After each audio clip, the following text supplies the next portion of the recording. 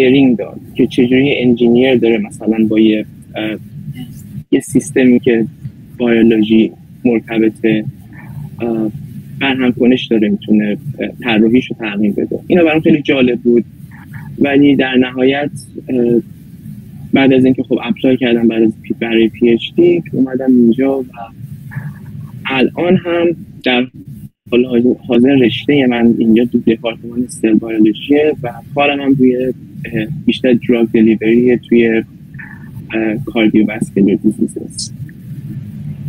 درست.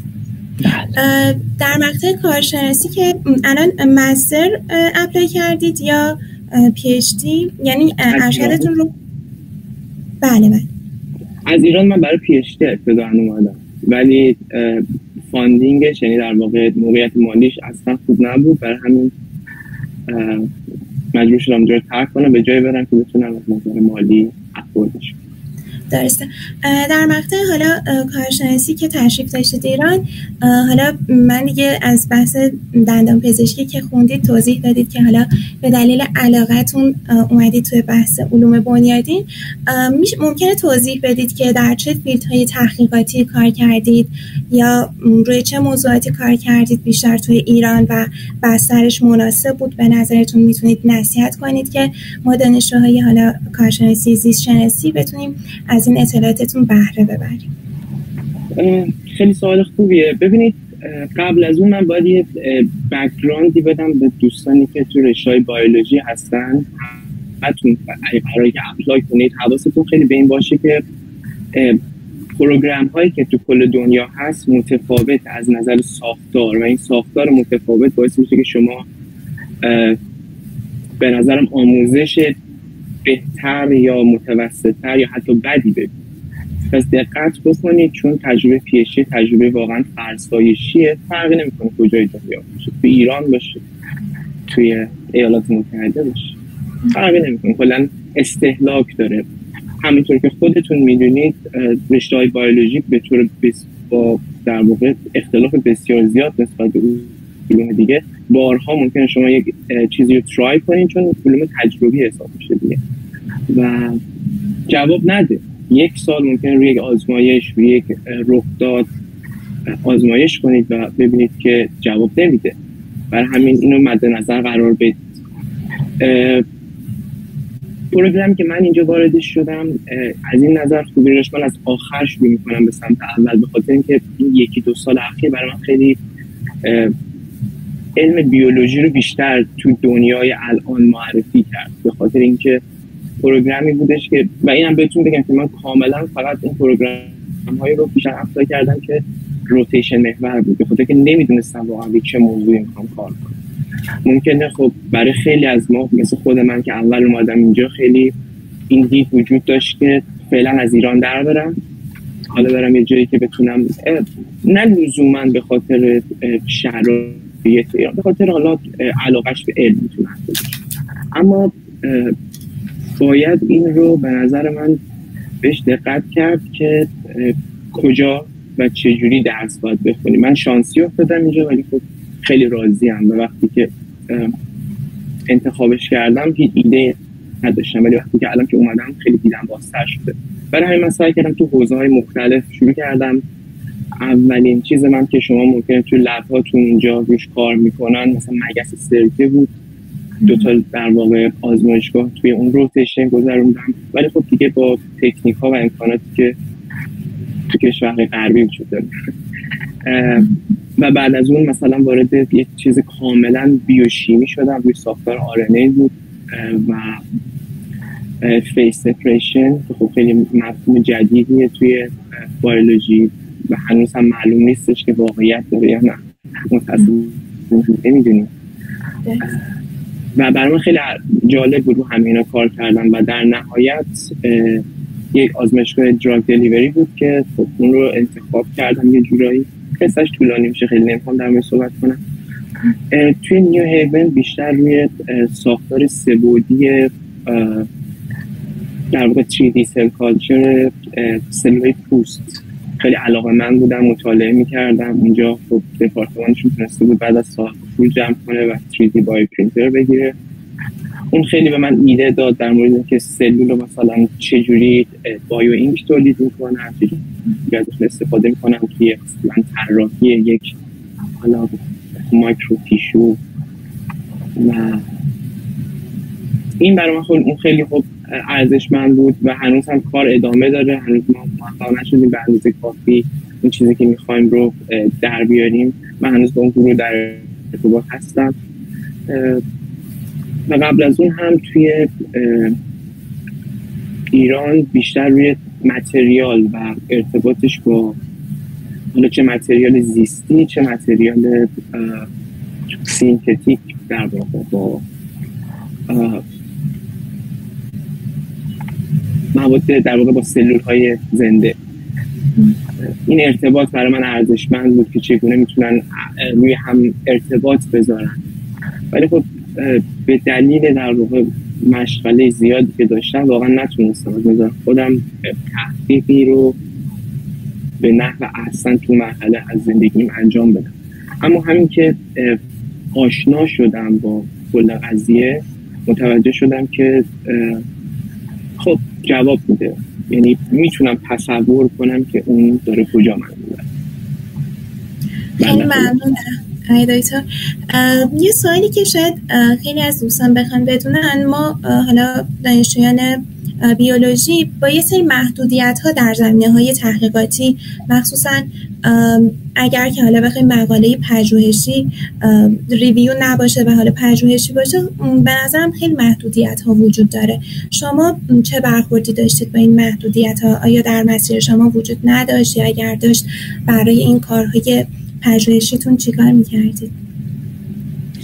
میشه چند تا مثال بزنی که ببینم آیا در مثلا اینکه متریال یه مقداری حالا در دسترس دانشجویان، مخصوصا دانشجویان کارشناسی، خب قرار نمیگیره و شما با اساتید لینک شده بودید یا مثلا چطوری؟ خیلی سوال جالبی پرسیدی، واقعا خیلی سوال جالبی پرسیدی. علتش هم اینه که ببین توی ایران وقتی که من بودم واقعا ریسرچ و ساینس رو با هم قاطی کرده بودم تو مغزم. همه شما باید بدونید که این دوتا با هم متفاوته. لزوما کسی که ریسرچ میکنه لزوما ساینتیست نیست. این ایده‌ای که توی ایران مثلا مقاله مثلا با ایمپکت فاکتور 4 چاپ کنه، اون برای کسی ساتیسفای میکنه که ریسرچر، ولی ما هیچ کدوم اینا رو تو ایران متوجه نمیشیم. وقتی که وارد یه پروگرام بهتر تو کشور قدیم میشیم متوجه میشیم که اصلا استدلالاشون در واقع ایده های اصلیشون از بهترین مقالات دنیا توی نیچر، سل یا اینجور چیزا میاد. ایده های خب یه کمی که قابل خوبن، میشه در موردشون فکر کرد، میشه در مورد کاربردشون در آینده فکر کرد. برای همین هم من میگم کاری که من توی ایران مدت کردم، اینو فراموش نکنیم، کار اصلا ارزشمندی از نظر خودم به عنوان کسی که ریسرچ میکنه مثلا ارزشی نداشته، اما به من این فرصت رو داده که بتونم تو محیط آزمایشگاه حضور داشته باشم. این فرهنگ توی غرب وجود داره که دانشجوهای آندرگراد میان و توی لب‌ها کار میکنن، میرن ظرفا رو میشورن، میرن یه کمکی به یه نفر ریسرچر دیگه انجام میدن. اینا باید انجام بشه. یعنی همه شما باید بفهمین که حضور تو اون محیط بودن توی در واقع فقط محیط به تو کمک میکنه که ایده بگیرید اون تحقیق خاص چجوری داره پیش میره. ولی هر چیزی یه بهایی داره. بهاش اینجا هم توی یکی از بهترین دپارتمان های بیولوژی به نظر من دنیا، آندرگراد زیاد عاشق این اندیان ظرفشون. میفهمم که شما اینم چیز هست که ریسرچی که اینجا انجام میشه مطمئنا خیلی جذاب‌تر از چیزی که ایران انجام میشه. ولی that's okay، دیگه اونجا به دنیا اومدیم دیگه، هممون میدونیم، ولی اشکال نداره. در مورد اصخایی میکنم من این خیلی کوتاه بگم، متریال هم اون موقع به اندازه مال شما گرون نبود اصلا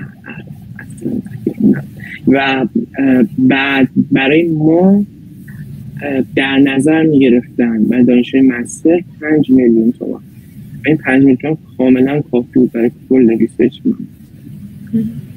درست. یه نکته رو عرض کنم به دوستان شرکت کننده، اینکه سین برنامه‌ها اینطوریه که 45 دقیقه ابتدایی ما گفتگو داریم با آقای دکتر، در پایان حدود 1 ربع تا 20 دقیقه هم پرسش و پاسخ داریم که شما میتونید در پایان حالا بخش دوم میتونید سوالاتتون رو بپرسید داخل کامنت و دوستانم به من اطلاع میدن و من حتما از آقای دکتر میپرسم هر سوالی که داشته باشید رو تا جایی که وقتمون اجازه بده. و جلسه هم در یوتیوب بارگذاری میشه واسه دوستانی که نتونستن شرکت بکنن، میتونن اونجا ببینن جلسه هم رو. آقای دکتر در مورد حالا مقطع ارشد و حالا مستر و اینها هم توضیح میدید که در چه حوزه تحقیقاتی کار کردید اگر که تمایل داشت؟ کدوم قسمت فهمیدید؟ در مستر توی ایران؟ هم توی ایران هم مجدد.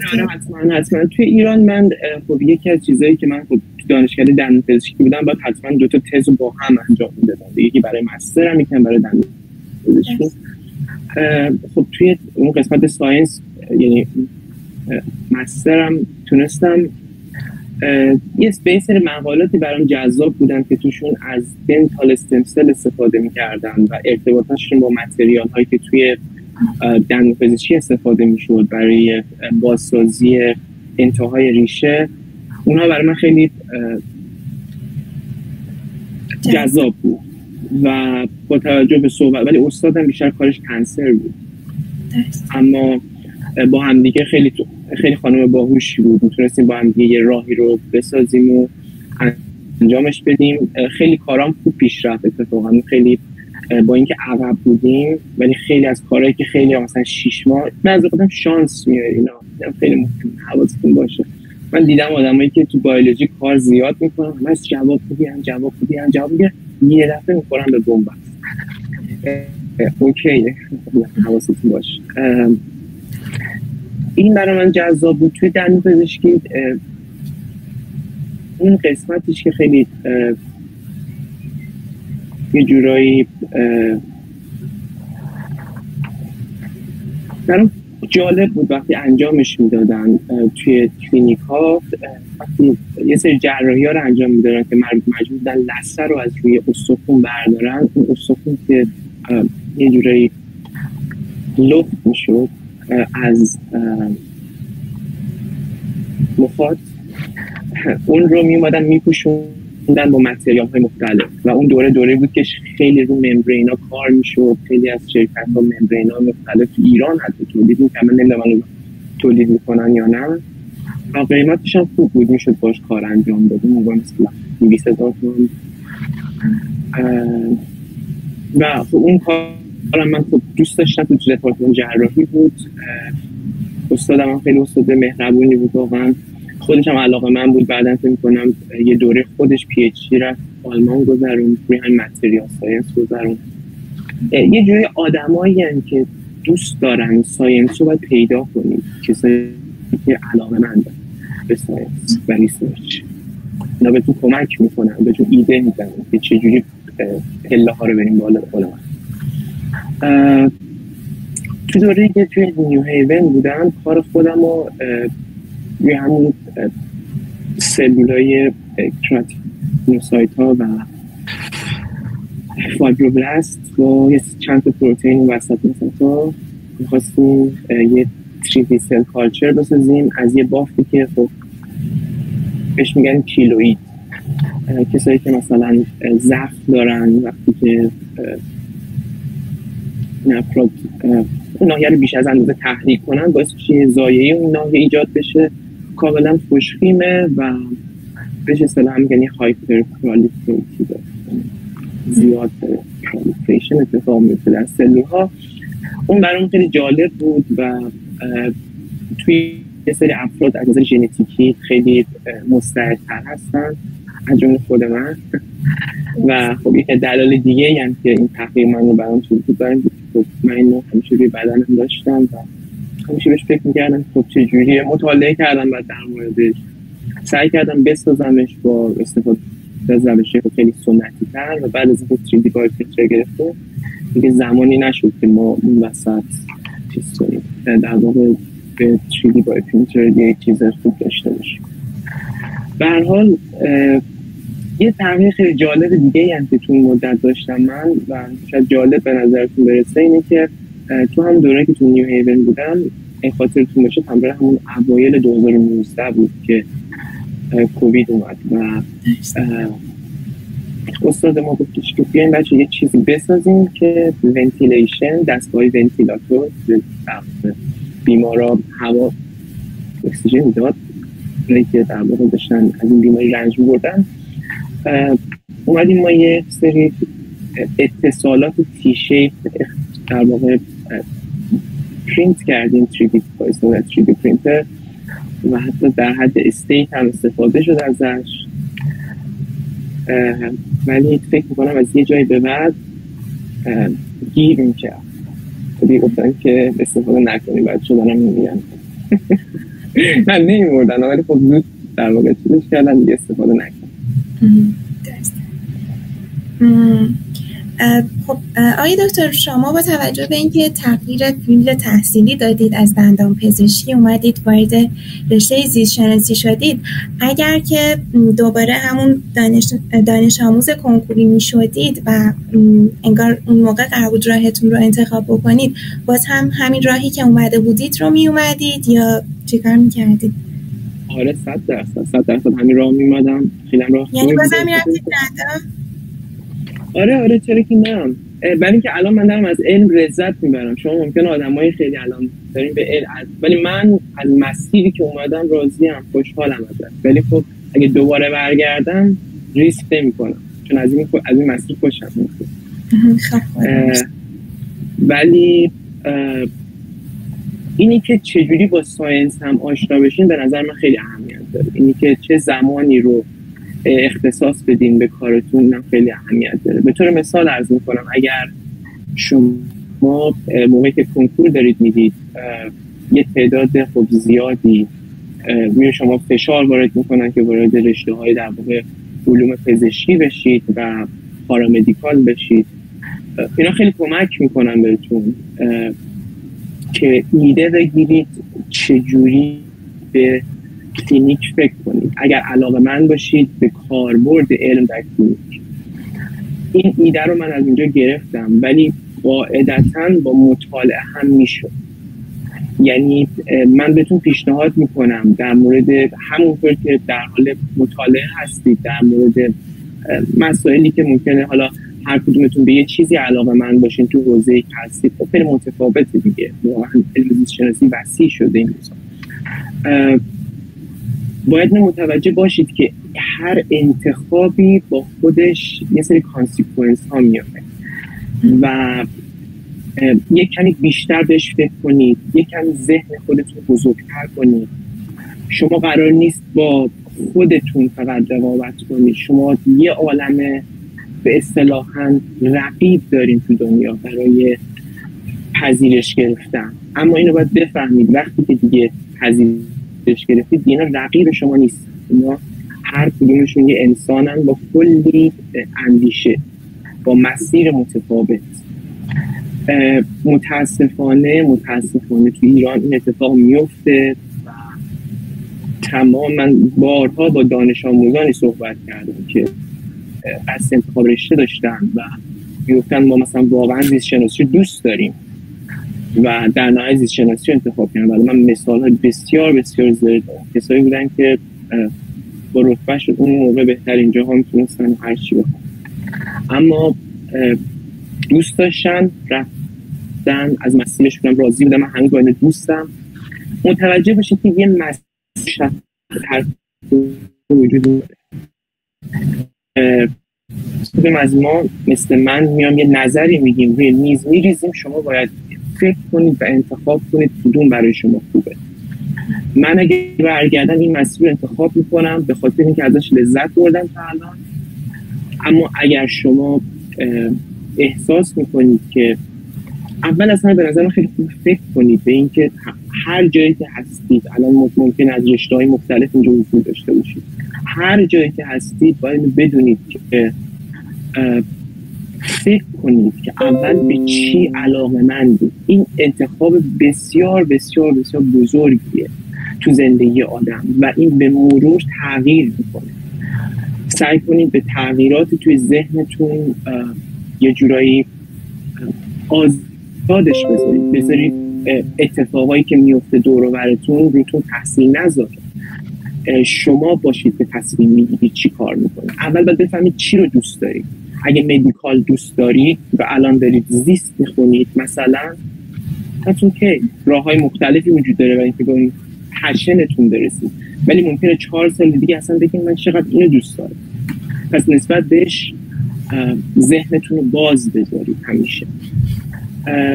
و الان با شرایطی که خب الان میگی شما، من خب قبلا هم شنیده بودم در مورد هزینه هایی که ریسرچ تو ایران الان به دست استادا گذاشته، به دست دانشجوها گذاشته، واقعا آدم ناراحت میشه. اما باید هم بدونیم که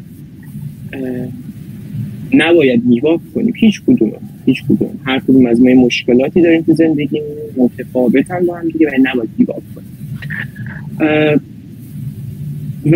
این هم بدونید که اگر توی حوزه زیست شناسی نهایتاً وارد بشید، باید بدونید که به بیسیک ساینس علاقه‌مندید یا اپلیکیشنش.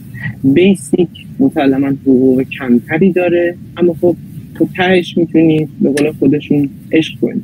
ولی یه ریسرچر میتونه جاهای مختلفی کاربرد پیدا کنه، توی دراگ، توی دراگ دلیوری، توی یه چی بود؟ نمیدونم دیگه، چیزایی مثلا کاربردی متریال مثلا، یا مثلا ریجنریتیو مدیسن میتونه آپشن دیگه باشه. آره دیگه. آقای دکتر، برای دوستانی که حالا اومدن رشته بیولوژی و قصد اپلای کردن دارن، برای دانشجویان کارشناسی به نظر شما وجود مقاله لازمه، الزامیه، یا مثلا چه فیلدهایی مهمتره؟ خیلی سوال خوبیه بود بازمینم. ببین بستگی داره باز مسیرتون چجوری انتخاب کنید. ببینید اگر قصدتون ایمیل زدن به استادا باشه، استادا دوست دارن. حالا تو کشورهای مثل کانادا که خب ایمیل میزنی، خیلی از دانشگاه تو امریکا هم همینطوره، باید اینو بدونی که ایمیل زدن به استاد یه جورایی باید بهش ثابت بشه که تو ریسرچ رو در موردش پشنتی و متاسفانه از نظر اینا مقاله داشتن یکی از در واقع پارامتراست برای تایید این مطلب. نمیتونیم اینو کتمان کرد، نمیشه اینو کتمان کرد، ولی من بسیار دوستان رو دیدم که مقالم نداشتن و تونستن بیان. این هم در جدی عرض میکنم خیلی متفاوت علم در بیولوژی افزایش با مثلا رشته‌ای مثل شیمی، چون اینجا خب خیلی کلکولیشن، نمره ها، اینا خیلی اهمیت ویژه داره. حتی بعضیشون مصاحبه ندارن چون به تو کاملا مستقیم پذیرش رو میدن. ولی این در مورد بیولوژی صادق نیست. پول توش خیلی در جریانه. همونطور که متاسفانه دارید میبینید تو لب‌های شما فقر وجود داره، توی اینجا لب‌ها فراوانی وجود داره. اینقدر زیاده این فراوانی که بده. یعنی من فرق رو متوجه میشم. خب پس متوجه هستید که باید همیشه تصویر بزرگ رو ببینید، بیگ پیکچر رو ببینید. شما توی این مسیر قرار دارید که بتون بریم به مرحله بعد که اپلای و مقاله. بعضی دانشگاه واقعا مهم میشه. فقط اینم دقت کنید، مقاله اصلا این تک فاکتور 400 اصلا مهم نیست. و مهم شما رایت انجام جای اصطلاحاً پیر ریویو شده و چاپ شد، حتی به خاطرش پول بدین، با هم جمع بشین دوره هم یک کاری انجام بدین. جدی دارم میگم بهتون، اینا به همتون کمک میکنه. اینکه یه مقاله حالا یا یه کتاب اینا چاپ بشه، پس کتاب کنفرانس هم به نظر من خیلی چیز مهمیه. اگه بتونید تعداد کنفرانس بیشتری برید توی ایران و من همیشه بچه‌ها میگفتم اون موقع که از این دوره‌های اون موقع خب کمتر بود، الان خیلی بیشتر شده احساس میکنم، دوره‌های مثل PCR از این چیزا، اونا رو برید، شاید اونا براشون تاثیر داشته باشه، نمیدونم واقعا، نمیتونم در موردش اظهار نظر کنم، ولی باید هم متوجه باشیم که اونا باید دارن تراست میکنن به شما از یک کشور دیگه که دارید بیاد اینجا درس میکنید، پس باید خودتون رو به بهترین نحو، مثلا میگم بهترین نحو احسن بودم اون چیز میشه نحو ممکن، بهترین نحو ممکن، آره بهترین نحو ممکن در واقع انجام. درسته. آقای دکتر شما گفتید که PhD رفتید، یعنی از ارشد ایرانتون رفتید PhD اپلای کردید یا اونجا ارشد مجدد خوندید؟ اینو من متوجه نشدم. بله نه، من یه سالی PhD خوندم اونجا و بعد ترک کردم. استونی بروک یونیورسیتی بود توی لانگ آیلند نیویورک توی شهر استونی. توی دنتال اسکول بود و اونجا حالت روتیشن داشت. کارهایی که من اونجا بیشتر کردم خیلی ایمونولوژی بود، یعنی روی سیستم ایمنی. اونجا خب خیلی بیولوژی ماکروفاژها برام جالب بود. خب ماکروفاژها خب خیلی توی استخوان و اینا هم خیلی درگیرن، هستن بعد میان و میرن. اون برام خیلی جالب بود، اونجا کار میکردم. توی لب دیگه متریال باز کار کردم، یه متریال بود برای بازم توی حوزه دندون پزشکی بود و کار سومم هم روی خود استخوان بود. اون کارم دوست داشتم، در واقع یه مدل اونجا سگ بود استفاده کردم. بعد گفتم از کردم که به دلیل مالی رفتم به یه پروگرام مستر. درست. برای که یه حالا دانشجو بیولوژی بیشتر مهارت‌های عملی مهمه، یعنی باید مهارت‌های عملی هم آزمایشگاهی هم خیلی اوکی باشه، یا مثلا تئوری به صورت اینکه معدلت بالا باشه و اینها مهم‌تره، یعنی سنجشی هم هست برای مهارت‌های عملی یا خیلی برای اپلای کردن؟ سوال خوبیه. اگر کسی باشه که اینو تایید کنه برای شما که شما میتونید یک کاری رو انجام بدید و حرف اون آدم براشون ارزشمند باشه، چرا؟ یا مثلا یه سرتیفیکیت بگیرید، شاید اینا تاثیر داشته باشه. یعنی توی ریکام بنویسن، یعنی توی ریکام نوشته میشه توسط استاد که در واقع مهارت‌های آزمایشگاهیش هم مثلا توی آزمایشگاه کار کردن، درسته؟ بله دقیقاً اینطور. به نظر شما داشتن چه مهارت‌هایی در طول حالا تحصیل باعث شده که شما حالا متمایز باشید، یا یه دانشجوی بیولوژی که بخواد برتر باشه، که بتونه حالا موفق‌تر باشه در حوزه علوم بنیادین و ساینس و اینها، به نظرتون باید چه کارهایی انجام بده که شاید خیلی‌ها که دانشجو کارشناسی حالا یا ارشد بیولوژی هستن این کارا رو انجام نمیدن؟ این یکی از جایی که اگه برگردم آقا کار دیگه انجام میدم. خب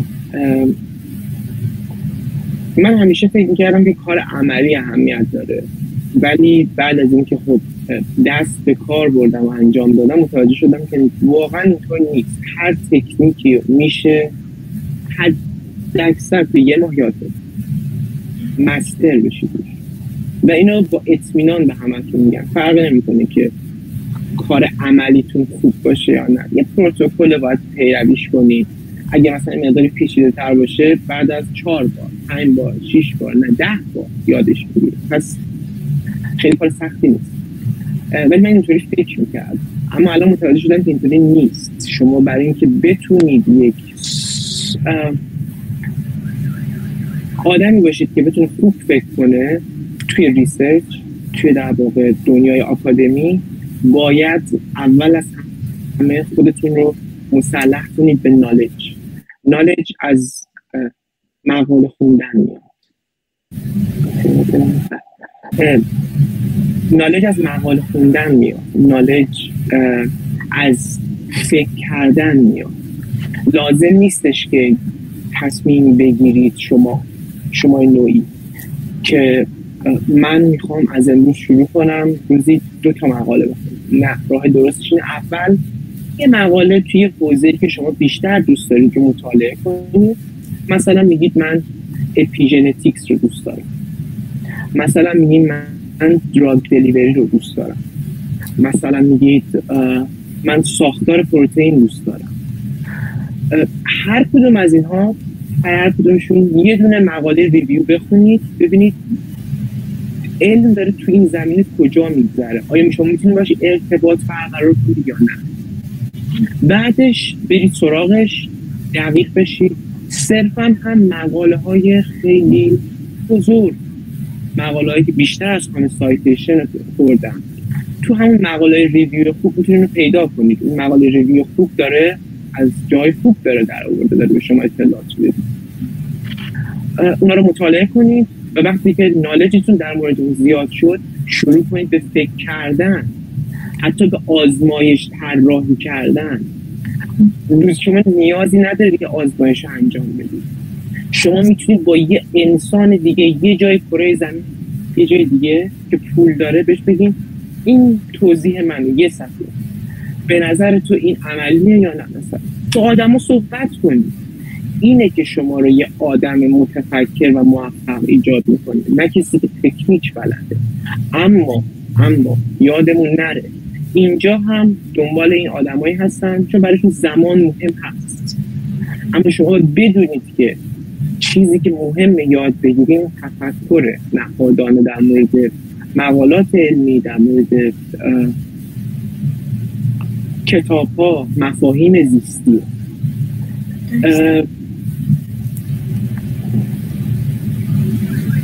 از من تمام شد.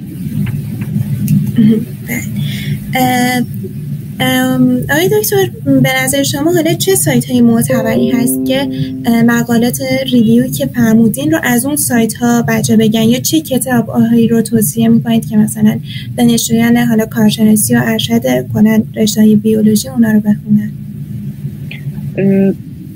تو حوزه ها اگر حوزه خودتون بزرگ به اندازه کافی انتخاب کرده باشید تو ذهنتون، این دیگه هنره دیگه. میگم یادگیری هم داره دیگه، درسته؟ ممکنه 2-3 روز زمانتون رو ببره، اما به نظر من جدیدترین ورژن یک موضوع خاص نیچر ریویوز بهترین انتخاب شد و تو نیچر ریویوز باید پیداش کنید. البته که مجلات دیگه هم هستن، مثلا فرانتیرز تو هر کدوم از چیزام ریویوی بد نمیده. ریویو خوب دیگه خب ساینس هم خیلی ریویو خوبی داره. این ساینس هم بری عمیق‌تر میشه. اینا به نظر من شروع خیلی خوبی میتونه براتون باشه. درست. آقای دکتر، به نظر شما بخواید نصیحت بکنید ما چطور باید فیلد مورد علاقه‌مون رو پیدا بکنیم که توی مقطع ارشد یا دکترا بخوایم اون رو ادامه بدیم؟ چون بحث بیولوژیک بسیار گسترده هست و خب ما میتونیم به خیلی چیزا هم علاقه‌مندیم، مثلا خیلی چیزا هم جدید هستن، حتی بین رشته‌ای مثلا در حوزه نانو هم خیلی فعالیت ها میتونن انجام بدن. ولی خب چطوری متوجه بشیم که علاقمون دقیقا همین فیلدیه که مثلا میخوایم پیش بریم؟ آره این خیلی سوال خوبیه. برای هر آدمی متفاوته. برای من تصور کردنش که سخت بود، برای همین خیلی از این ور به اون ور پریدم و اصلا تضمینی نیست که جلوتر از این ور به اون ور نپرم. ولی شما این کار رو نکنین اگه نمیتونید. برای همین بشینید فکر کنین، ریویو بخونین، ببینید بچه‌ها. من یادم میاد یه زمانی ما این مثالی بزنم که متوجه بشین من دارم چی میگم. یه کسی بود نشونش میدادن، میگفتش که پول نداره پیانو بخره، رفته بود یه پیانو یه چیزی کشیده موجی میزن. داشت تمرین کرد. واقعا در اون حد نیست، یعنی که اون تغییری که شما بخواید، یعنی شما با پیدا کردن چیزی که دوست دارید میتونید بفهمید که حوزتون چیه. اما اینجا یه سد خیلی بزرگ وجود داره، به خاطر اینکه بعضی از تکنیک ها برای بعضی از افراد سختن یا حوصله سربرن یا طولانیه. مثلا کسی که ژنتیک کار میکنه، یعنی مثلا فقط بوده مثلا کلونینگ کار میکنه، پروتئین تولید میکنه، پروتئین ریکامبیننت تولید میکنه، پروسه‌اشو که ببینی از دور یه پروسه 3 روزه میذاری، بعد پروتئین جدا تو تمام شد. همه چیزم انقدر دنیا پیشرفت کرده که برای همه چیز کیته، از این 2 تا برید، از این 4 تا برید، هم پروتئینتون میگیرید. حالا یه سری اصول رو باید بیشتر رعایت کنید، مثلا کمتر آلودگی بدید. اینو بفهمید. بازم دارم خدمتتون عرض میکنم که فیلد مورد علاقتون خودتون به راحتی با خوندن و زمان گذاشتن و دست ببینید، باید یاد بگیرید، فکر کنید، نه اینکه یاد بگیرید. الان شما مثلا بگین من 6 تا تفکر دارم که اینا رو من دوست دارم، اینا رو برید پیدا کنید، بخونید، لازم چیزی یاد بگیرید، فقط بخونید ببین احساستون نسبت بهش چیه. 70% هم که بفهمید کافیه. اونایی که بعد بیان برای خودتون رده بندی کنید، بیارین بالا، ظرف یه هفته شما میتونید موضوع مورد علاقتون پیدا کنید. ولی هیچ وقت همونطور که قبلا گفتم ذهنتون رو بسته نگه ندارید. این انتخاب شما در اون لحظه است، ولی ممکنه 4 سال بعد از اون خسته بشید و بخواید فیلدتون عوض کنید. و این چیز بسیار بسیار زیادیه توی دانشگاه‌های مختلف دنیا. مدل مثلا ارگانیسم مدلشون رو بعد از 14-15 سال عوض می‌کنن. از مخمر میرن روی کرم، از کرم میپرن روی مگستر که میرن روی هوش. حالا اینقدر هم دیگه البته نه، ولی اما منظورم که آدم‌ها خیلی ذهنشون بازتره. شما سعی کنید ذهن خودتون باز کنید، فکر نکنید یه راه وجود داره و این راه الان باید انتخاب کنید. اصلا به خودتون زمان بدید. اما در مورد 100 باید چی کار کرد؟ من بهتون خیلی پیشنهاد میکنم به همه دوستانی که اینجا حضور دارن و حرف میزنن، همیشه پروگرام هایی که توشون روتیشن وجود داره رو خیلی بهشون فکر کنید برای اپلای کردن. این پروگرام ها لازم به ارتباط شما با استاد نیست و یک ادمیشنز کامیتی تصمیم میگیره دیگه. و پروگرام هایی هست که تعداد زیادی براشون اپلای میکنن ولی تعداد زیادی هم قبول میکنن. یعنی این پروگرامی که من براش اپلای کردم حدوداً 1800 نفر اپلای کرده بودن و 100 نفر گرفتن. پس تعداد زیادی میگیرن. این شانس شما رو زیاد میکنه مادامی که بتونید. و این پروگرام ها دارن این مقدار بیشتر اینترنشنال فندینگ میشن. اصطلاحاً تعداد این اداری NIH داره فاندینگاش رو برای آدم اینترنشنال یک کمی بیشتر میکنه، خیلی محدوده ولی همون داره کمک میکنه به تدریج. این پروگرام رو در نظر بگیرید حتما. طور پروگرام رو بهشون آمبرلا پروگرام ها رو. آقای دکتر، شما توی مقطع دکترا روی چه چیزی کار میکنید و اونجا پژوهش از نظر حالا تفاوتش با ایران عمیق‌تره یا مثلا اگر در مقطع دکترا توی ایران هم کار بکنی باز هم نتایج رو میگیری یا نه؟ در مورد این هم اگر ممکنه یه توضیح بدید. این یه نظری باید شاید سوالتون خودم به 2 بخش تقسیم میکنم. در بخش اول میگم که خودم چی کار کردم. تو آزمایشگاه اولی که من بهش اضافه شدم بعد از انجام دادن 3 تا روتیشن، آزمایشگاهی بود که روی ساختار RNA کار می‌کرد. اینکه ساختار RNA چجوری میتونه فانکشن داشته باشه و چه تغییرات یا میوتیشن هایی میتونه این ساختار رو به نحوی به هم بریزه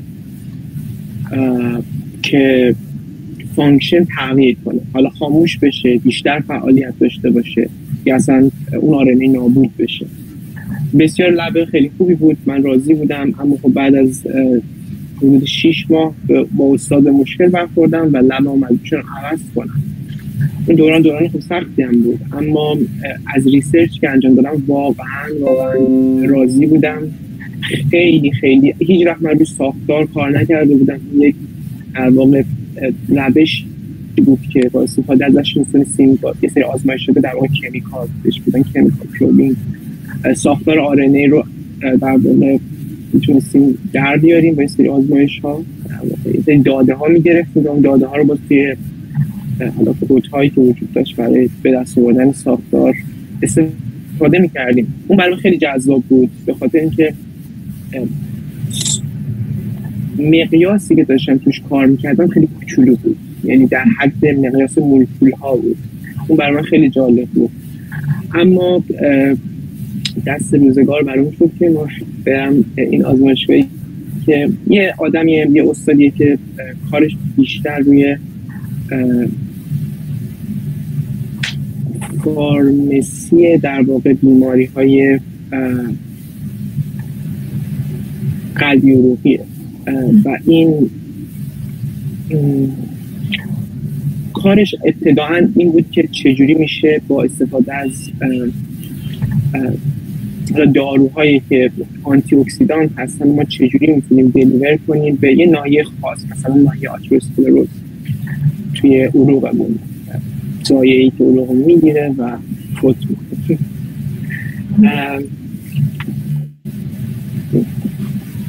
کاری که من در حال حاضر خودم انجام دادم یه پروژه جدیده که قصد داریم ببینیم تفاوت‌های بین سلول‌های ماهیچه‌ای صاف دیواره رگ‌های سرخرگی و سیاه‌رگی چه تفاوت‌هایی دارن از نظر مورفولوژی، از نظر پروفایل بیان ژنیشون چه تفاوت‌هایی دارن و این تفاوت‌ها چجوری باعث میشه که به ضایعات مختلف، به تغییرات محیطی مختلف از خودشون واکنش نشون بدن و این واکنش‌های متفاوت باعث میشه که ریت مثلا بیماری‌های عروقی متفاوت بشه.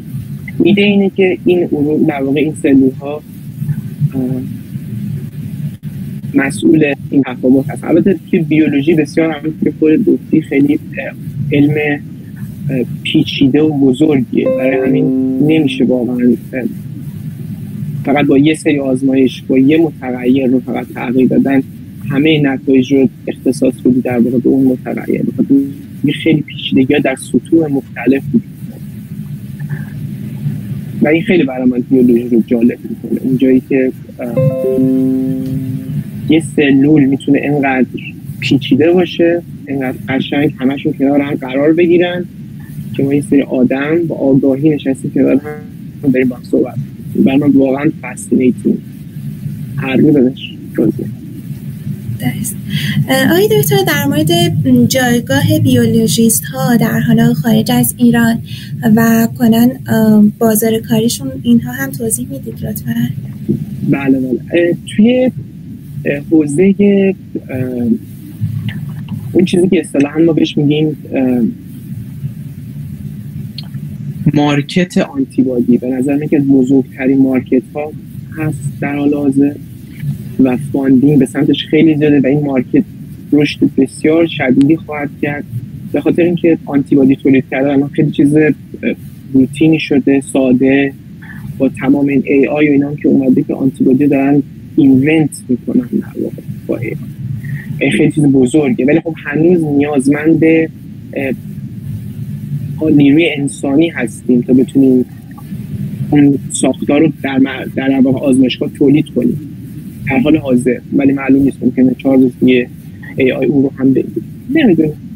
ولی در حال حاضر بازار کاری اینجور شد که توش کلونینگ زیاد انجام میدیم، با پروتئین خیلی در ارتباطی، اینا بازار کاری خوبی داره، اما کار خب خیلی روتینه دیگه، یعنی یه سری پروتکل ها رو باید انجام بدین، ادامه بدین، اینا رو بالا پایین کنین، ترابل شوت کنین، ببین توی هر مرحله اگه مشکلی ایجاد شده چیه به تدریج که خب یه مقداری تو اون حوزه چیز شدی میتونی خب رول های بالاتر در واقع حالا لیدر بشین، مثلا توی گروهی که روی آنتیبادی خاص کار میکنه. خیلی توی فارمسی دارن روی آنتیبادی ها بر علیه به همین کار تیسل. من شنیدم که سری استادم تو تهران کار میکنن. اونا هم در واقع بحثی هستن که خب جالبن، برای منم جالب بود. من یه آزمایشگاهی که تو مدت که داشتم تحقیق می‌دادم 2 ماه توی آزمایشگاه بود. چرا آزمایشگاه بودم؟ یه آزمایشگاه دیگه هم بودم اونجا رو آنتیبادی کار می‌کردم. برای اطلاعات من دفعی تو آنتیبادی خیلی زیاد شده در واقع که چقدر این مارکت بزرگ و همین الان 253 تا آنتیبادی در مرحله کلینیکال ترایال برای درمان یه سری از سرطان‌های خاص. یعنی احساس میکنم که بشر به این نتیجه رسیده که به جایی که یک یونیورسال تریتمنت پیدا کنیم برای کانسر، بیا یک کانسرهای مختلف رو به صورت اختصاصی شناسایی کنیم و اولش ایده بود پرسیژن مدیسن، ولی الان داره واقعا دیگه کم کم اجراش.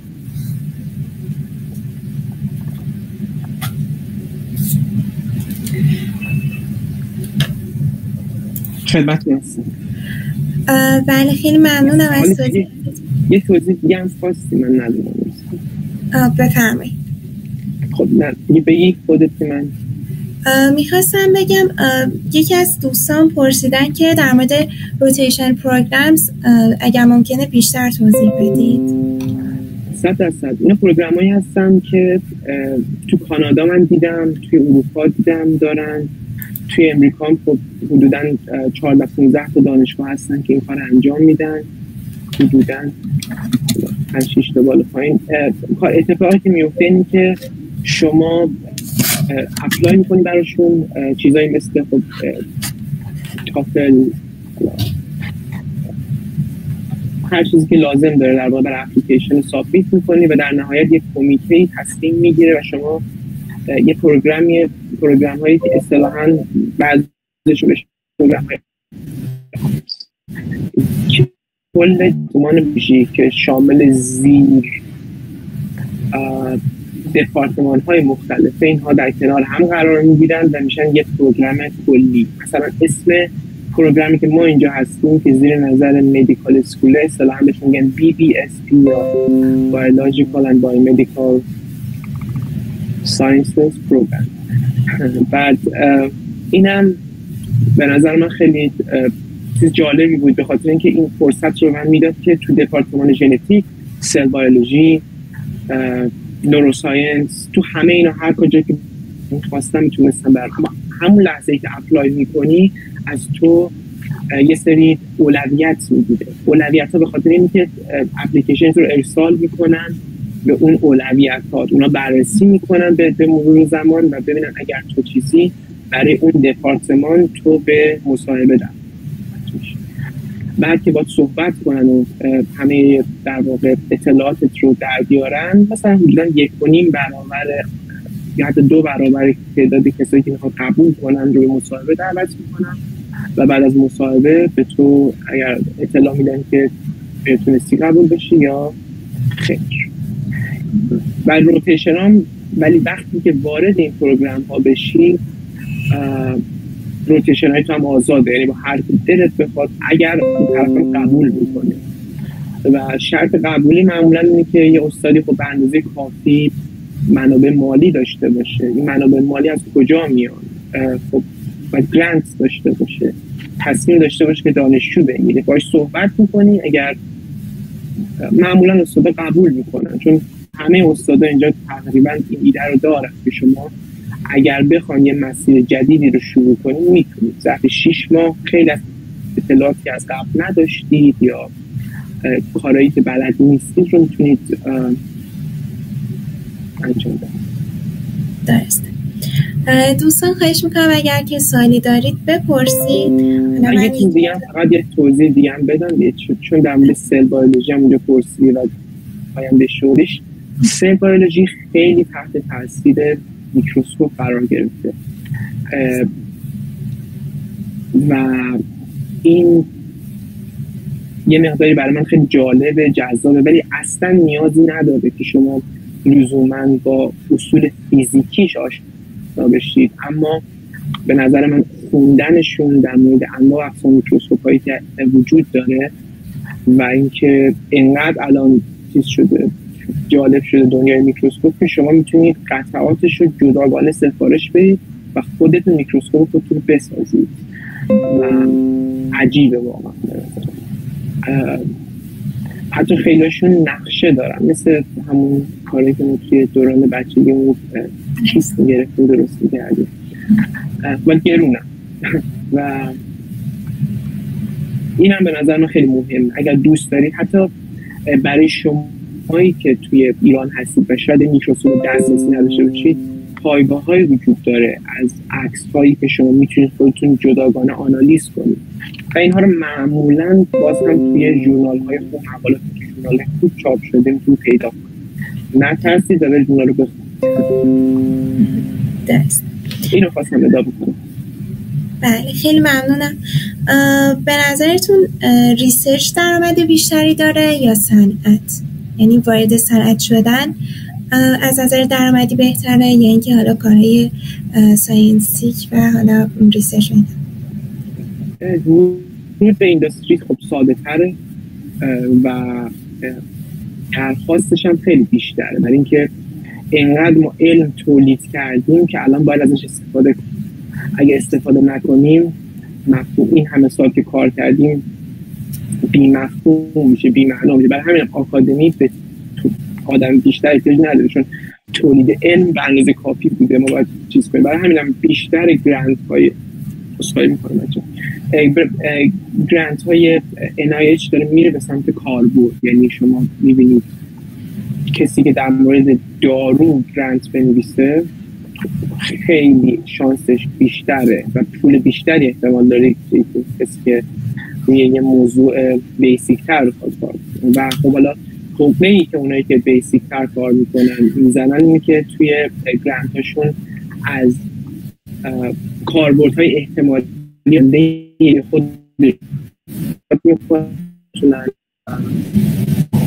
استفاده کنن برای اینکه شانس گرفتن گرانت رو بالا بره. درست. آقای دکتر در مورد بیوانفورماتیک و حالا نقشش در طراحی دارو اینها هم ممکن توضیح بدید و اینکه دوستانی که بخوان توی این بخش حالا وارد بشن یا اپلای بکنن باید چه کارهایی در مقطع کارشناسی انجام بدن برای حالا گرفتن اپلای PhD دایرکت مثلا؟ ببین یه سری کارها وجود داره خب ممکنه برای همه سخت در واقع یه جوری سخت باشه، ولی چون تعدد داره یعنی راه‌های مختلف وجود داره، من بهتون پیشنهاد میکنم اول از همه سعی کنید به لب‌ها مراجعه کنید. من فرهنگ لب‌های ایران از فراموش کردم، از دانشگاه‌های مختلف برید بهشون، بتونید بهشون خدمات بدید و در قبالش مثلا اسم خودتون رو تو مقاله بزنید. کاری خیلی اینجا زیاد انجام میشه ولی اصلا نیاز نیست بچه‌ها. از اول میدونم خیلیاتون شنیدید، من هم شنیدم تو ایران که مثلا خیلی میرن کار میکنن و اسمش رو تو مقاله میذارن. این چیز تاکسیکیه تو ایران، ولی با خود شما شروع میشه. شمایی که برید اونجا اصلا فکرتون مقاله است، اصلا درمونش صحبت هم نکنید، برید کار کنید. اگر خالصانه کار کنید اسمتون میذارن، اگه نذارن اشکال نداره و چاره نیست به نظر من. این خیلی میتونه کمک بزرگی باشه برای همه شما. دومی راهش کارهای انجام کارهای در مورد بایوانفورماتیکه خب که کمتر به آزمایش چیز داره، ولی خب خودش نیازمند آموزشه و علاوه بر اون خیلی از در واقع بسترهایی که شما میتونید کارهای ناولتر توش انجام بدید نیاز به کلاودهای بزرگ داره، حجم دادای خیلی زیاد که شاید باز اون هم از این نباشه، اما اون میتونه یه انتخابی باشه. یکی دیگه از چیزایی که بتونید شما تفکر نقادانه داشته باشید به نظر من در تواناییتون هست که خودش رو بخونید چه موضوعی که دوست دارید و شروع کنید به نوشتن لزوما مقاله نه، ایسه. خیلی این کار اینجا انجام میدن، به بچهای کالج این کارو میگن آقا برو در این مورد بخون، یه مثلا 6 صفحه در موردش بنویس بیار برای من. و این کار به نظر من خیلی کار خوبیه، به خاطر اینکه نه اینکه شما کپی پیست کنید، شما خودتون بنویسیدش. اگه زبانتون خوبه، اگه زبانتون خوب نیست حتی به فارسی بنویسید. این باعث میشه کمک بکنه به اینکه یاد بگیرید چجوری قصه بگید. ببینید این هم خیلی چیز مهمیه. مقالات توی بیولوژی قصه رو دارن از اول برای شما تعریف میکنن. یه مفهومی که میگن استوری، به قول خود استاد اینا میگن باید استوری خوبی داشته باشه هر مقاله که تو رو بگیره. و این استوری همیشه توی نیچر و ساینس خوبه، تو سل خوبه، تو مجلات بزرگ خوبه، همیشه اون شما رو میگیره به خودش و تو تحولتون نمیکنه. اگر نالجش داشته باشید، یعنی اگر این حس بهتون دست نداده براتون بورینگ بود در ابتدا، that's completely okay، به خاطر اینکه شما هنوز اول نالجش رو ندارید، ولی به مرور زمان نالج افزایش پیدا میکنه و با این مقالات با این در واقع اون مسیر راحت تر پیش میره. درسته. در مورد سافت اسکیل ها هم بچه توضیح بیشتری خواستن اگر که ممکنه بفرمایید. خواهش میکنم. ببینید کاری که ما اونجا داشتیم میکردیم چون روی زایعه خاصی بود، زایعه بودش که در واقع بهش اصطلاحاً گفتم تولیداتم اونجا کیلویید کار میکردیم. کیلویید یه زایعه هایپر پرالیفراتیوه که توش در واقع به دلیل اینکه احتمال بیشتر میدن که سیستم ایمنی دچار مشکل شده، اختصاصا ماکروفاژ ها، این سیستم اختلالش من سعی میکردم بررسی کنم و مدل هایی هم در اون زمان بودن، الان من در جریانش نیستم خیلی میگم. اون موقع مدل ها بیشتر با استفاده از روش های ستایی، یعنی در واقع ساختارهای سلایه انجام میشد و ما اون موقع متریال مخصوص به اون داشتیم که توش از پروتئین های اصلیش در واقع کلاژن بود. 2 نوع مختلف کلاژن رو ما توش مد نظر قرار دادیم به همراه سلیل های فیبروبلاست و کراتینوسایت. اون هم پروتکلش رو اتفاقا سابمیت کردیم. چیز جالبی از آب در اومد، اگر من اسلاید داشتم حتما نمیدونم میتونستم بهتون نشون بدم، اما تو مرحله بعد این وقتی که با 3D بای پرینتر آشنا شدیم به اینکه چقدر توی زایعه کیلویید یه چیزی که خیلی اهمیت داره، الگوی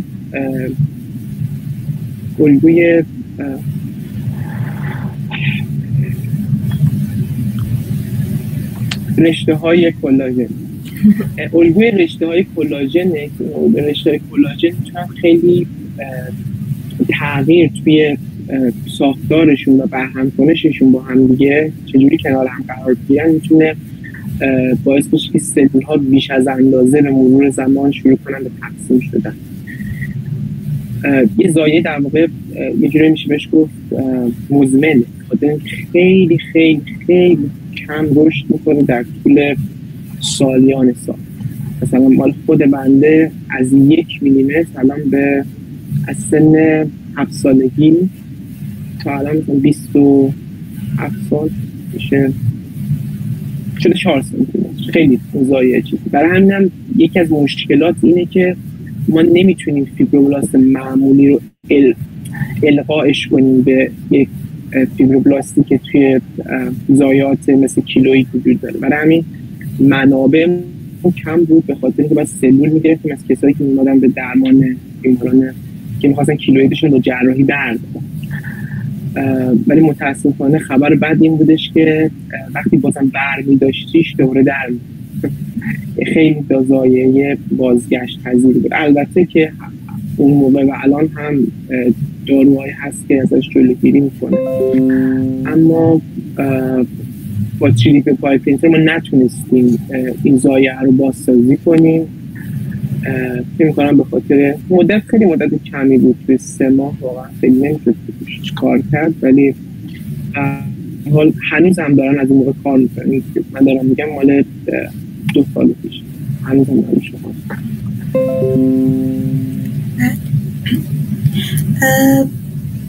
در مورد اینکه شیوه اپلای کردن، خب چون الان من میبینم توی کامنت ها یه سری از دوستان پرسیدن، حالا توضیح دادید ولی بخواید به صورت خلاصه این مسیر رو روشن کنید واسه دوستان اگر ممکنه یه توضیح بدید. اپلای کردن و فاند گرفتن، یعنی به صورت فاندار بتونن اپلای بکنن. مثلا گفتید که مقاله حتما واجب نیست. حالا دوستان میبینم که پرسیدن که مقالهشون مثلا چاپ نشده، خب میگن که لزوما مقاله نباید باشه آی دکتر، و اینکه لینک شدن با اساتید و اینها به چه صورت باشه. این هم سوالای خوبی پرسیدین بچه‌ها. ببینید کلا نباید بفهمید که استادایی که شما ایمیل میزنید در هفته حداقل 20 تا ایمیل میدید، حداقل 100% از این بیشتر، و تعدادی خیلی زیادی از این ایمیل ها از ایرانی میگفتی خیلی هاشون که من باشه صحبت کنم. خیلی چیز خوبیه به نظر من، نشون دیگه چقدر علاقه داره. پس ولی ناامید نشین، اصلا به هیچ عنوان ناامید نشین. اصلا ایمیل باید زیاد بزنید، کسایی که علاقه مندن این کارو بکنن چجوری میتونن شانسشون رو بیشتر کنن برای اینکه جواب بیشتر بگیرن. به نظر من ایمیل کوتاه و مختصر در حد 3 خط که طرف متوجه بشه شما میدونید چی کار میکنه، چرا به کارش علاقه منده. میشه تو 3 جمله گفتیم به نظر میگه 3 تا خطی رو گفت به نظر. حالا 5 خط میشه. اما چجوری شانسمون رو بالا ببریم؟ واقعیت اینه که نمرات تافل و اینا خب اهمیت داره، معدلتون اهمیت داره برای که برام پی اچ دی ریت شما بدید. ریکامندیشن هایی که میگین خب اهمیت داره. ارتباطاتی که بتونید بگید با استاد مشابه همچنین که گفتم اهمیت ویژه‌ای داره. اما چجوری اثبات کنیم، به قول معروف پیدا کنیم استادایی که دانشجو میخوان یا فاندینگ خوبی دارن؟ من بهتون پیشنهاد میکنم که به خود سایت در واقع هر مثلا دارم بهتون میگم، شما وارد سایت NIH میشین، میزنین فاندینگ توی رشته مثلا سل بایولوژی، یک کاتگوری میزنید به نام سل بایولوژی. وقتی اونجا میزنید تمام استادایی که سل بایولوژیست هستن میزان فاندینگشون رو پیدا وارد وبسایتشون میشید، ببینید که خب این استاد الان مثلا $2 میلیون پول داره، 5 نفرم تو آزمایشگاهش هستن، پس احتمالاً دانشجو بخواد. به این طریق در دنبال استاد باشه به نظر من، با توجه به پولشون که چقدر پول تو آزمایشگاهشون دارن. و این از سایت‌های NIH کاملا قابل دسترسیه و میتونید داشته باشید. بله، خیلی ممنونم که با حوصله توضیح میدید واسه دوستان. در مورد داشتن GRE یا نداشتنش و اینکه چقدر تاثیر داره هم اگر ممکنه توضیح بدید. بستگی داره که هدفتون به چه سمتی باشه. خب هر یه سری هنوز پروگرامایی هستن که GRE میخوان، ولی یه از سالها پیش GRE رو دانشگاه برداشتن دیگه تقریبا. خیلی هم بدون GRE، من اینجا بچه‌ای که دوستای خودم بودن اومدم این سالیان دیدم که نداشتن دیگه، یعنی GRE نداشتن و پذیرش گرفتن. یه چیزی که حالا هم دوباره خاطرم اومد از قبل، از صحبت قبلم، چرا من دارم از سال GRE میپرم؟ به نظر من این چیزیه که هر دانشگاهی برای خودش توضیح میده که من GRE میخوام یا نه و این چیزا چی. ولی برای همین اگر شما با یک ذهن هدفمند اپلای بخواید بکنید، لازمش اینه که اول بدونید چه حدودی میخواید برید، یعنی چه رشته رو دارم میگم، و بعد براش تو همه جای دنیا پیدا کنید. یعنی هر جای دنیا به نظر من اگه شرایط شما اینه باید خارج بشید تا بتونید استارت کارتون رو به نظر من این خیلی ناراحت کننده است گفتنش، اگر دوست دارید هم راهش هم. آقای دکتر، با توجه به اینکه خب زیست شناسی یه سری گرایش‌های مختلف داره، به نظر شما کدوم گرایش‌ها حالا در مقطع پی اچ دی یا حالا مستر بیشتر در واقع آینده روشن‌تری داره یا بهتر پذیرش داره؟ من ژنتیک رو خیلی بزرگ میدونم به خاطر اینکه احساس میکنم داروهای جدیدی که معرفی خواهد شد در دنیا که دهه آینده داروهایی هستن که هسته سلول رو خیلی ژن‌هاش رو هدف قرار میدن. خیلی از بیماری هایی که ما به خاطر مشکلاتی که توی ساختاری مثل میتوکندری، اندامک‌هایی که مثل میتوکندری، ساختاری مثل ریبوزوم و اندامک‌هایی که قبلا کمتر در موردش مطالعه شده مثل پراکسیزوم، الان خیلی فوکسشون زیاده، خیلی کشفیات جدید روشون پیدا کردن. من میتوکندری واقعا خیلی علاقه من بسیار بسیار تحقیقات توش جالبه تو میتوکندری و داروها به این سمت میرن. خیلی جایی که قبلا زیاد در موردشون فکر نمی‌شده و ظاهر به نظر میرسه که خیلی از اینجا در واقع خیلی از در واقع امید ما به آینده توی هدف قرار دادن اندامک‌هایی که قبلا بهشون زیاد فکر نمی‌کرد. اما این در واقع درباره سل بیولوژی میشه. اما اگه ژنتیک رو در نظر بگیریم، یعنی که بیام داخل هسته، تو داروهای اپیژنتیک دارن الان کار میکنن، داروهایی که میتونه ساختار کروماتین رو تغییر بده، ساختار که چجوری هیستون ها میتونن دور دی ان ای بپیچن.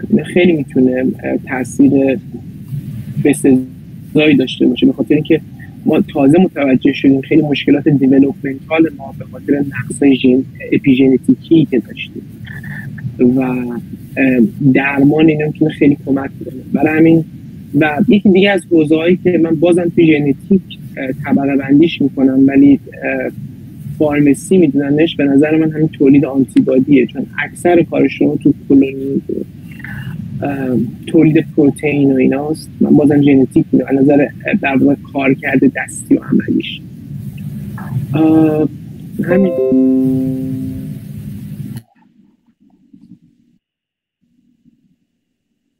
درسته.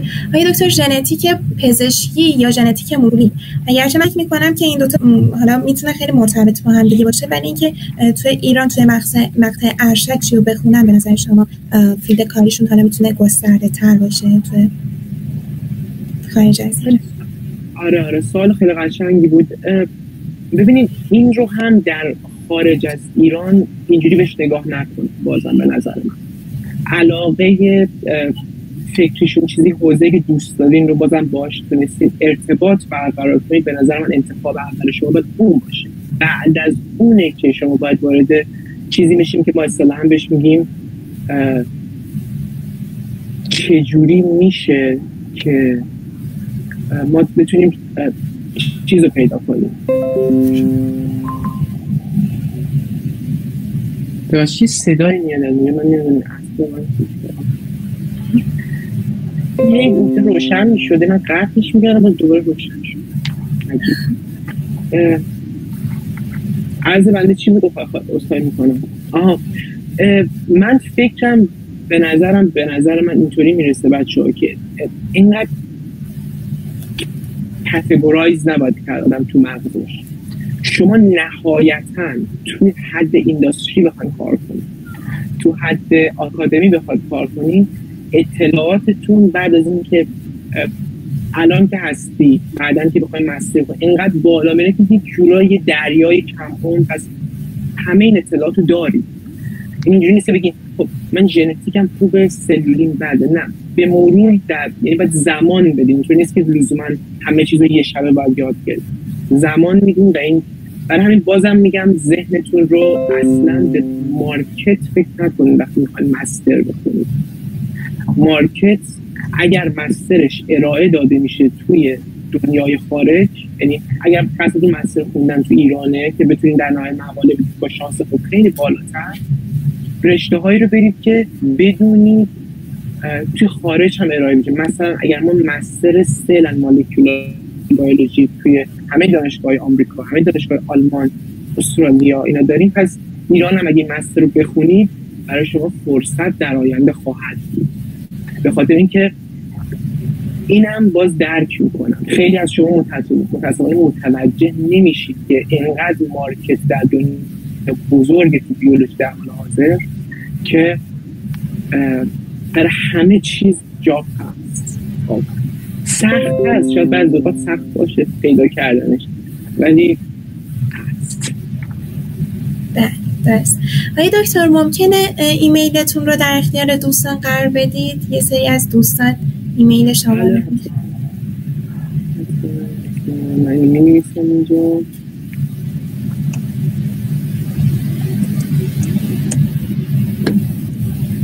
البته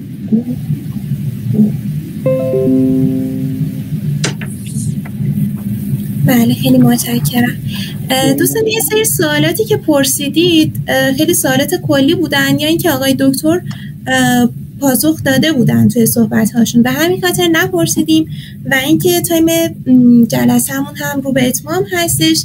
در پایان میخوام از آقای دکتر به عنوان حالا ارشد ما، آینده ما که ممکنه ما هم مثل ایشون حالا بخوایم اپلای کنیم یا حالا دانشجوی دکتر باشیم، نصیحتی که دارید به عنوان حالا یک فرد بزرگتر که این مسیر رو طی کرده، بهترین نصیحتی که میتونید داشته باشید به ما دانشجویان کارشناسی و ارشد چی هستش؟ به نظر من بهترین نصیحت اینه که بفهمیم یه راه درست وجود نداره. 1000 تا راه درست وجود داره و همتون بالاخره به راه درست میرسید. حالا با گوش کردن به حرفای من، حرفای 4 نفر دیگه، فکرهای خودتون خیلی حساب کنید، روی تفکرات خودتون خیلی حساب باز کنید، نترسین از اینکه شکست بخورید. شکست برای همه ما اتفاق میفته و هیچ وقت هم به قول معروف گیواپ نکنید. خیلی جالبه بچه. درسته. یه نکته رو عرض کنم خدمت دوستان، ویدیو وبینار در یوتیوب قرار میگیره. اگر از ابتدای جلسه نبودید یا دوستانتون نتونستن شرکت کنن، میتونید توی یوتیوب این جلسه رو ببینید. آقای دکتر خیلی متشکرم از اینکه وقتتون رو در اختیار ما قرار دادید. صحبتاتون بی نهایت مفید بود و خیلی لذت بردیم. انشاءالله که تنتون سالم و روحتون شفاف باشه. باز هم تشکر میکنم از دوستانی که تا آخرین لحظه همراه ما بودن. امیدوارم که واسه شون مفید باشه. ممنونم از شما. خواهش میکنم. خدا نگهدار.